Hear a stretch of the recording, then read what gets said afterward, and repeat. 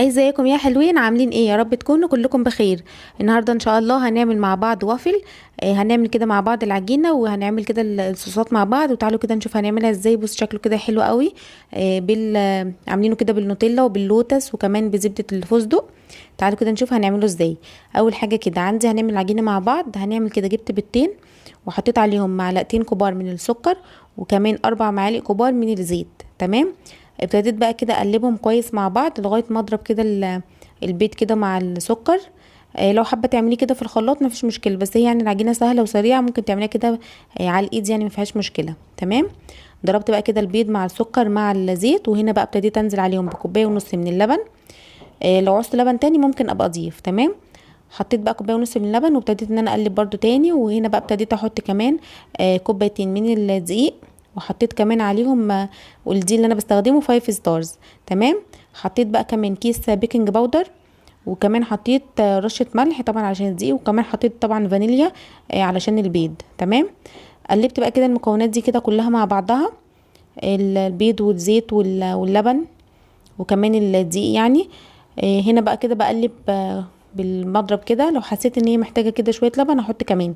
انا بعد ما حطيت كوبايه، يعني حطيت كوبايه ونص من اللبن، لقيتها تقيله شويه فزودت لها كمان معلقتين كبار من اللبن. يعني من كوبايتين الدقيق خدوا معايا كوبايه ونص من اللبن وكمان معلقتين كبار، لغايه ما وصلت بقى معايا للقوام دوت زي ما انتم شايفين بالشكل دوت. جبت بقى كده المكنه بتاعه الوافل ومسخناها. عندي كده قبل ما اشتغل بيها، بس كده هدهنها الاول كده بدهنه زيت كده بسيطه من تحت كده. تمام. وهبتدي بقى احط عندي كده الخليط بتاعنا بتاع الوافل. هبتدي بقى كده احطها، بس طبعا لازم اكون مسخنه كده المكنه من قبل يعني. جبت بقى كده هنا دوت الخليط. هي كل واحده من الوافل بتاخد حوالي كده تلت كوبايه من الخليط بتاعنا دوت. تمام. حطيت بقى هنا كده هنا بقى بوزع كده الخليط. على فكره لو المكنه مش موجوده او مش متوفره عندك، في كده قوالب سيليكون بتتباع نفس شكل المربعات المفرغه ديت، نفس شكل الوافل يعني، بس بيبقى على شكل كده قالب سيليكون. بتجيبيه وبتحطي فيه كده الخليط وبتدخليه، بتحطيه يعني في صينيه وبتدخليه الفرن برده بيستوي كده معاكي. المهم بقى كده انا حطيتها وقفلت بقى كده المكنه عليها، وده كده شكلها بعد ما استوت. لو حباها كده طريه ممكن تخرجيها في المرحله ديت طريه كده من بره ومن جوه. انا بحبها تكون مقرمشه كده شويه من بره، فبقفل بسيبها يعني كده حوالي دقيقتين كمان. قفلت عليها وسبتها دقيقتين كمان لغايه ما قرمشت كده معايا من بره ومن جوه كده بقت معايا طريه ولونها كده ذهبي وحلو زي ما انتم شايفين. هكمل بقى باقي الكميه بالشكل دوت. هسوي كده الكميه بتاعتي كلها بالشكل دوت. تمام. هنبتدي بقى كده هنا نعمل الصوصات اللي هنزين بيها. طبعا الصوصات بقى زي ما انت حابه بقى تحطي فواكه عليها. تمام. حابه تعملي مثلا صوصات وتحطي عليها ايس كريم برضو زي ما انت حابه، التقديم يعني زي ما انت حابه. او ممكن كمان تقدمي برضو كده حادق، تعملي كده سندوتشات منه. تحشيه يعني كده حادق وتعملي كده سندوتشات للاولاد في المدرسه. يعني هو ممكن العجينه اصلا احنا عاملينها مش مسكره، فالعجينه بتاعه الوافل ديت بتمشي يعني حلو وحادق. تمام.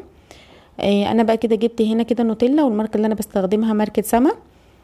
حطيت عليه كده شويه زيت وقعدت كده اخففها بالشكل دوت علشان اقدر ان انا ازين بيها. بقت معايا كده القوام دوت. تمام. هجيب كمان برضو كده زبده اللوتس، ودي برضو الماركه اللي انا بستخدمها اللي هي الروتس. تمام. هاخد برضو كده منها حوالي معلقتين كده من زبده اللوتس ديت. هاخد كده حوالي معلقتين، وهحط عليهم برضو كده حوالي معلقتين زيت اخفف بيها الزبده عشان تبقى معايا كده القوام بتاعي كده سايل، اقدر ان انا ازين بيه. حطيت كده شويه زيت وابتدي كده اقلب شويه بشويه لغايه كده ما القوام بتاعي كده يكون يعني الى حد ما سايل شويه، علشان ازين بيه كده الوافل بتاعي. اخر حاجه كمان معايا برضو هستخدمها، هستخدم كده زبده الفستق. برضو جبتها كده وخدت برضو منها حوالي معلقتين برضو من زبده الفستق، وبرضو اخففها كده بالزيت. هنا كده زبده اللوتس خلاص بقت معايا كده جاهزه. بصوا القوام بتاعها دي كده بقت معايا جاهزه. يعني الصوصات والتزيين زي ما انت حابه تزيني يعني باي حاجه متاحه عندك. تمام. ممكن كمان نوتيلا بيضه برضو تزيني كده بيها، بتكون برضو طعمها حلو. هنا بقى كده كمان دي بقى جبت كده زبده الفستق، ودي كده الماركه اللي بستخدمها. طعمها حلو قوي. زبده الفستق برضو بتكون طعمها حلو، وبيكون كمان شكلها حلو كده في التزيين. بخففها برضو كده بشويه زيت زي النوتيلا وزي كده زبده اللوتس برضو. قلبتهم برضو كده كويس، وبقت معايا كده الصوصات جاهزه علشان ازين بيها. خلصت بقى انا طبعا كميه الوافل كنت سويتها خلاص بقى كلها. الكميه ديت الكوبايتين الدقيق عملوا معايا حوالي 9 من الوافل. تمام، دول كده 8، وكانت في واحده كانت لسه بتستوي معايا في المكنه، ما كانتش لسه استوت.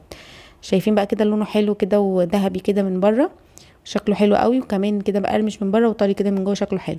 حابه تقدميه زي ما هو كده المربع كده زي ما هو تمام. حابه كده تقطعيه نصين زي ما انا عملت، زي ما انت حابه. انا حبيت كده اقطعه بالشكل دوت، وهبتدي بقى ارصه عندي كده يعني بالشكل دوت كده في الصينيه ديت. وجبت بقى الصوصات حطيتها كده في كيس تلاجة عاديه، وابتدي ان انا اقصها وازين بقى بيها الصوصات بالشكل دوت. عملت كده خطوط هنا من النوتيلا، والصف التاني ده هعمل برضو كده عليه اللوتس. هعمل برضو خطوط كده من اللوتس كده من فوق، وكمان هعمل برضو خطوط كده من زبدة الفستق. يعني التزيين بتاعك انت زي ما انت حابه او المتوفر عندك، ممكن انت تقدري تزيني كده بيه.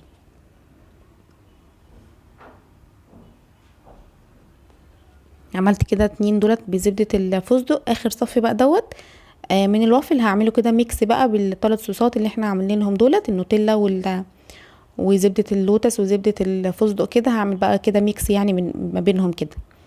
ممكن كمان لو في بقى ايس كريم ممكن تحطي كده بولة ايس كريم على كل واحدة، برضو بتديها كده طعم حلو كده على الميكس دوت. خلصت بقى كده خلاص. بصوا شايفين بقى شكلها حلو قوي وطعمها حلو، والعجينه بتاعت الوافل كده حلوه مقرمشه كده من بره وطريه من جوه، ولونها كده ذهبي زي ما انتم شايفين. شكلها حلو قوي، وكمان في التقديم وكطعم بتكون وصفه حلوه قوي وسهله وسريعه. بس وده كان فيديو النهارده، يا رب يكون عجبكم.